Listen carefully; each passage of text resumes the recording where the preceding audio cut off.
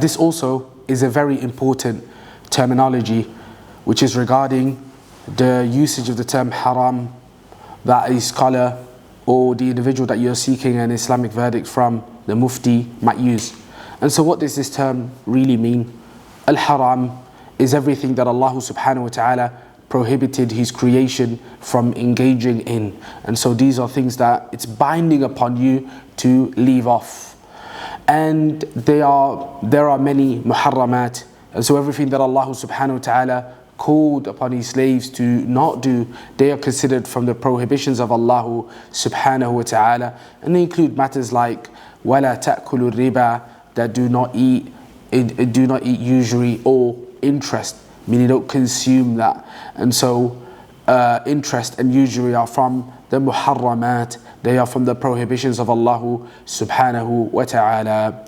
And the meaning or the implications of the prohibitions of Allah subhanahu wa ta'ala are two. That number one, you may attain reward as a result of leaving it off. And this has conditions. Not everybody attains reward as a result of them refraining from something that is prohibited. But this has circumstances where you may be rewarded by Allah subhanahu wa ta'ala. And the second is that if you do it, that you are liable to punishment. And so if you don't refrain from this prohibition, if you don't keep away from it, that you may be liable to the punishment of Allah subhanahu wa ta'ala. And this term has many different terms that are used in exchange for it, such as al-mahdhur and al-mamnu', al-ma'siyah, al-dhanb, al-sayyi'ah, al-fahisha. It's actually the terms from the terminologies that are used to explain what a ruling is that probably has the most terms. And part of that goes back to the fact that we as Muslims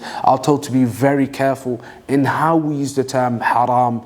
And Allah subhanahu wa ta'ala says, وَلَا تَقُولُوا لِمَا تَصِفُ أَلْسِنَتُكُمُ الْكَذِبِ هَذَا حَلَالٌ وَهَذَا حَرَامٌ لِتَفْتَرُوا عَلَى اللَّهِ الْكَذِبِ. And so to make up a lie about Allah subhanahu wa ta'ala by saying that something is prohibited when it is not, is something that Allah subhanahu wa ta'ala specifically warned us against. And so this is why sometimes scholars refrain from using the term haram itself and opt to use other words. And so it's important for us as ordinary and average Muslims to be aware of that when we hear a scholar speak and describe the ruling of something and this particular thing being associated with us, being told to leave it off.